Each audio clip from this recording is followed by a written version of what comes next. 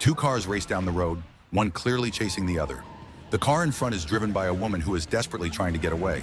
The man behind her keeps trying to force her to stop, but instead she steps harder on the gas, doing everything she can to avoid getting caught by this stranger following her. The situation gets worse when the man leans out of his window, pointing a gun at her and threatening to shoot. Terrified, the woman stays inside her car, frozen in panic. A moment later, the masked man smashes her window and almost manages to drag her out. Right at that moment, a man named Randall happens to be driving by. Without thinking twice, he pulls over and rushes toward the masked man, stepping in to stop what is happening. The two masked men recognize Randall, and soon Randall also realizes that he knows them. They are former students from Lathrop High School. While Randall is trying to calm things down, the woman suddenly bolts from the car and tries to run away. One of the masked men shoots her in the leg, and she collapses on the ground. Randall reacts quickly and shoves them, trying to protect her. But one of the masked men turns his gun on Randall and shoots him multiple times. Randall drops to the ground, helpless. They search his pockets and find a police badge. Realizing he is an officer, they take the badge and speed away from the scene. Not far from there, a shop owner who witnessed everything immediately calls the police to report what happened.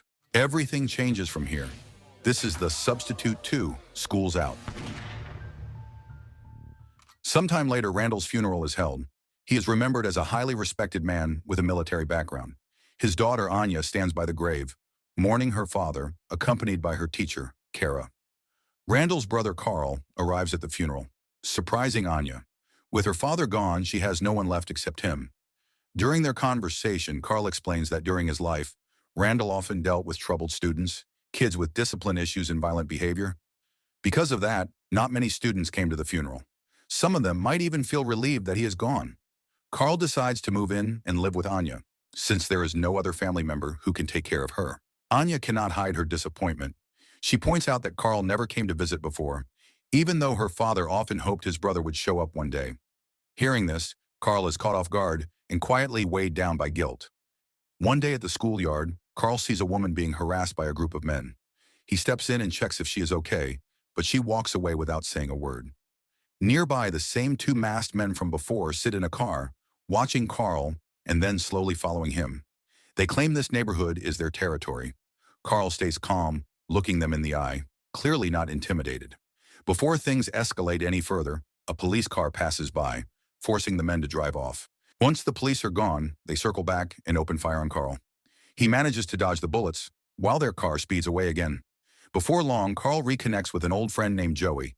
Joey once worked with the original substitute teacher, Shelley, who now lives in New York. Carl explains everything that happened and asks for help. He wants to know who killed his brother and whether the local gang had anything to do with it. Without hesitation, Joey agrees to help him uncover the truth.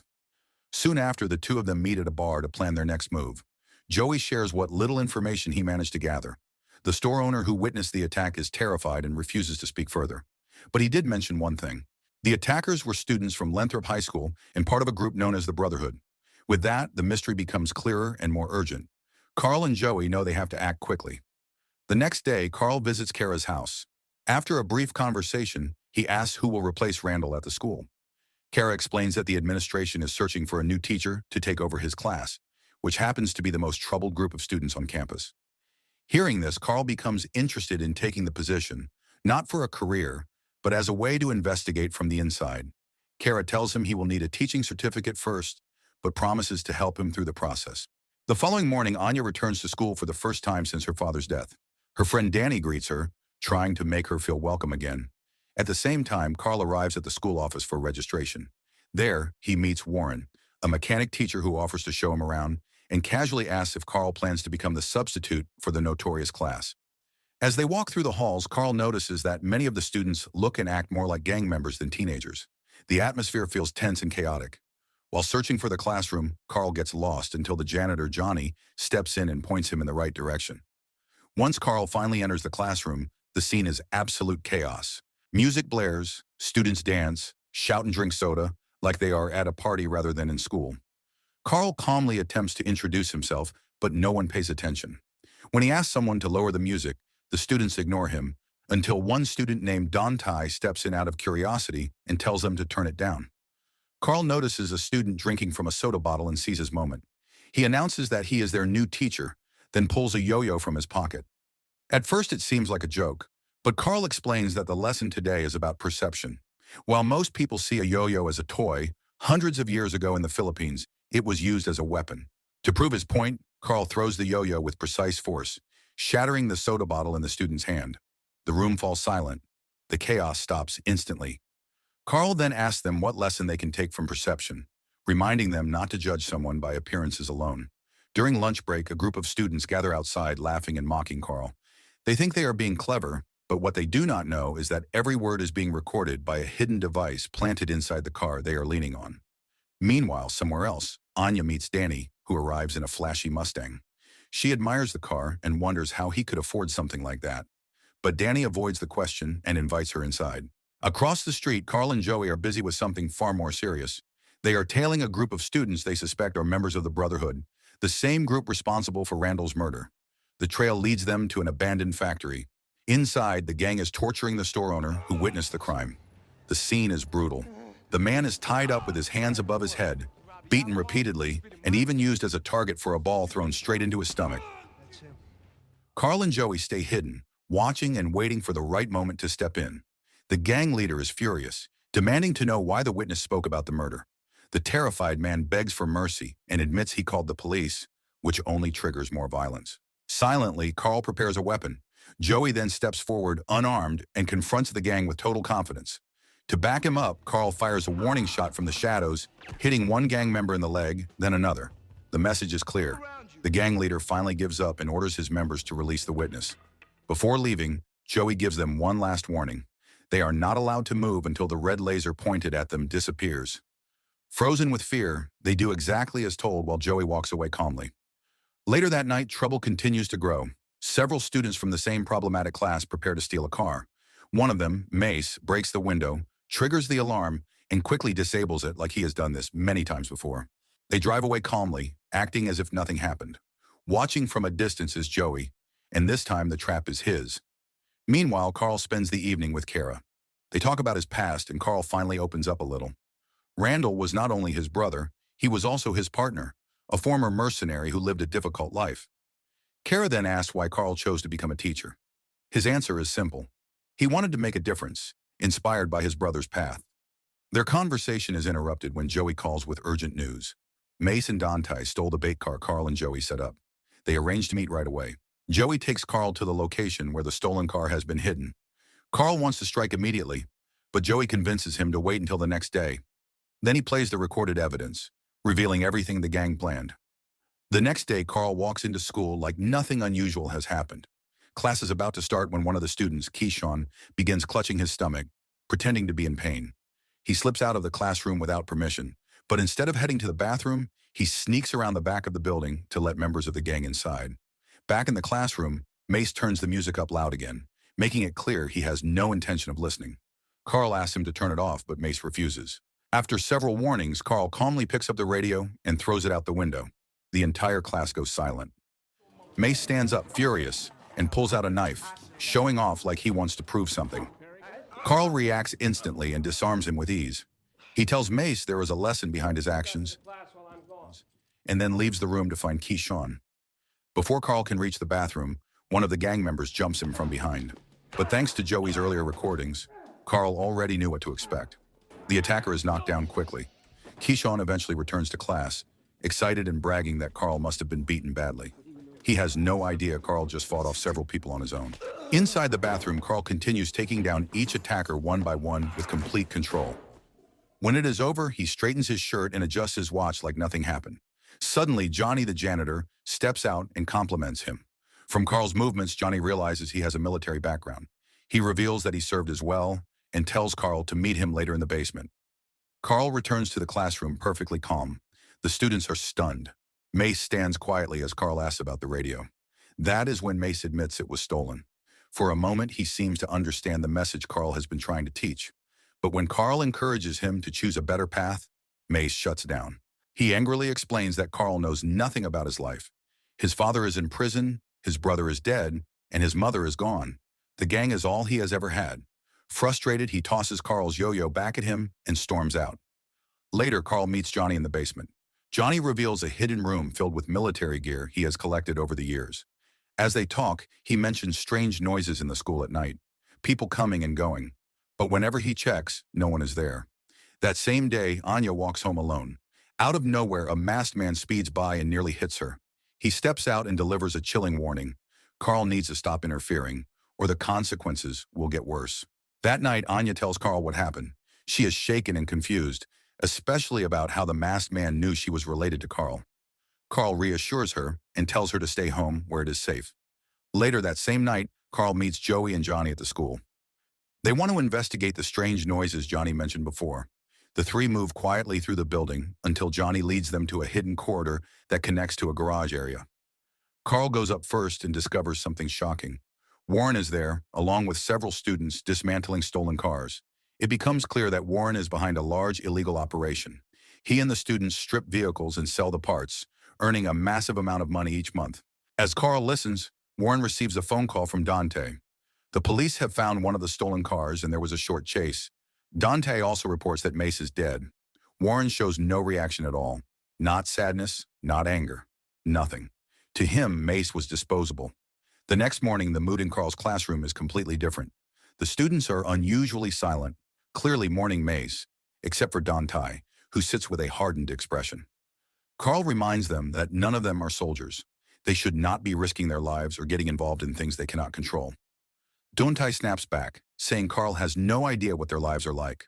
While other people grow up with opportunities, safety, and support, they grow up surviving. They get what they can because no one gives them anything. Carl replies that desperation is not an excuse for killing. That statement angers Dante even more. He insists that the police killed Mace, not the gang.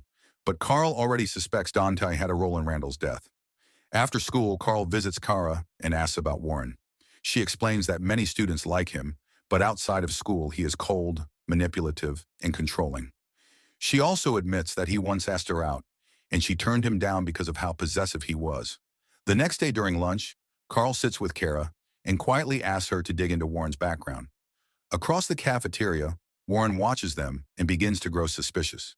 Later that day, while Carl is at home with Joey, Kara calls with urgent news. She has discovered something about Warren and asks Carl to come immediately. Before leaving, Carl reminds Anya not to open the door for anyone. A few moments later, someone knocks at Kara's door. She opens it and is startled to find Warren standing there, acting friendly and holding food. He claims he just wanted to stop by and bring her favorite chocolate ice cream. Kara panics internally and hides the file she found. Warren keeps talking casually, pretending everything is normal. Meanwhile, Anya makes a choice she will soon regret. Ignoring Carl's warning, she leaves the house and goes to see Danny. At first, everything feels normal. Danny greets her warmly and the two spend time together alone in his room, unaware of the danger unfolding elsewhere. At Kara's house, the situation takes a dark turn. The fear Kara had been hiding becomes reality when Warren suddenly attacks her. His calm facade disappears, and his violent side surfaces. He throws her around the room and accuses her of helping Carl expose him. Barely able to speak, Kara finally reveals the truth. Carl is Randall's brother. She tries to escape, forcing herself toward the stairs. But Warren catches her, drags her back, and slams her to the ground. In one final act of cruelty, he shoots her. He leaves her lifeless, then immediately calls his men. The order is simple: kill Carl. As Warren leaves the house, Carl and Joey arrive, just seconds too late. Warren hides under the staircase and slips away unnoticed. Back at Danny's place, Anya begins to see the truth. Danny tries to pressure her to take things further, even though she already said she was not ready. When he steps into the bathroom, she looks around the room and something feels off. She spots a condom left out in plain sight, and the discomfort grows. Then she opens a drawer and her entire world stops. Inside is her father's police badge, the same badge taken from his body the night he was murdered. Shocked, she searches further and finds the Brotherhood mask and clothing. In that moment, she realizes the horrifying truth. The man she trusted, the boy she cared for, is the one who killed her father. She gets dressed and prepares to leave, but Danny walks out of the bathroom before she reaches the door. Anya confronts him, and Danny desperately tries to justify everything. He claims her father interfered with their operation, trying to frame the murder as unavoidable. The argument escalates and Danny grabs a blade, intending to stop her from leaving. But Anya refuses to be the next victim. Using her karate training, she defends herself with precision, striking Danny hard and smashing a glass container over his head before escaping. At the same time, Carl and Joey make their way into Kara's house. Carl finds her on the floor and realizes he is too late. The shock hits him hard, but he forces himself to continue. Nearby, he finds the file Kara discovered. Inside is Warren's classified history, a former Marine, honorably discharged, suspected of illegal operations but protected due to lack of evidence, rewarded and buried under bureaucracy. Moments later, Carl finds Anya sitting on the steps of her home, pale and broken. She quietly holds out her father's badge, the proof she never wanted to find. Through tears, she tells Carl the truth. The man who killed her father is Danny. That night, Carl is done waiting. He grabs his weapon and prepares to end things once and for all. Joey reminds him that the gang is ready and there are 2 carloads of armed members on the way. But Carl stays calm. He is not backing down. Soon they arrive at the school where everything began. Carl and Joey enter with rifles in hand, ready for whatever comes next. The gang members swarm the building, confident they have the upper hand because of their numbers. But Carl and Joey are not alone. Johnny joins them, and they quickly explain the situation. The gang is closing in fast and they are armed. Johnny unlocks a secured gate, and just as they try to move to safety, the first wave of gang members attacks. A firefight erupts inside the school. The gang suffers heavy injuries, while Carl, Joey, and Johnny manage to stay unharmed. They slip into another room and secure the door. In the chaos, Joey finally admits he has been hit, though the injury is not life-threatening. Carl scans the room and quickly forms a plan. He spots a fuel tank nearby, drags it close to the door and waits. When the gang begins shooting again, the tank explodes, sending the attackers flying. There is no time to celebrate. They move again and Johnny leads them through a hidden tunnel to an old room where he stored weapons long ago. The remaining gang members chase after them, though their numbers are now reduced. After another intense shootout, Johnny throws a smoke bomb, filling the room with thick fog. When the smoke starts to clear, the gang leader appears. Carl seizes the moment and takes him down, while Joey and Johnny hold the rest at gunpoint. In the confusion, one of the gang members accidentally shoots their own leader. Later, in a quieter room, Carl confronts the injured gang leader. With nowhere left to hide, he finally reveals the truth. Warren is the mastermind behind everything. The next day, Carl walks straight into Warren's classroom. He interrupts the lesson and demands the truth about Kara. He also reveals the final piece of evidence Kara left behind before she died, linking Warren directly to the crime. Warren tries to stay composed, but panic flashes across his face.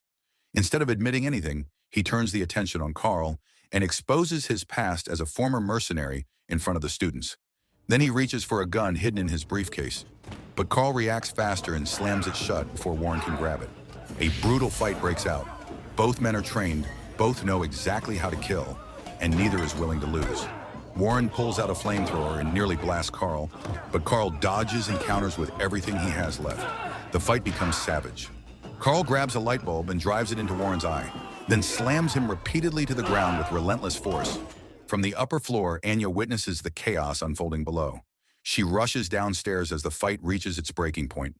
Both men push themselves beyond exhaustion, relying on instinct, training, and sheer will. In the struggle, Warren manages to grab a screwdriver and drive it into Carl's arm.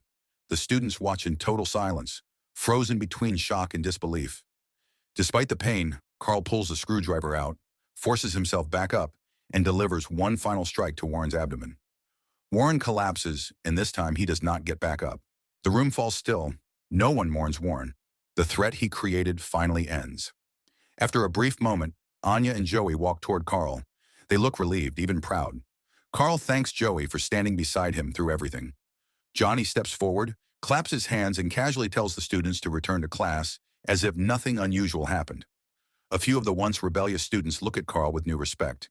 Even Dantai softens for the first time and jokes that Carl probably needs a doctor.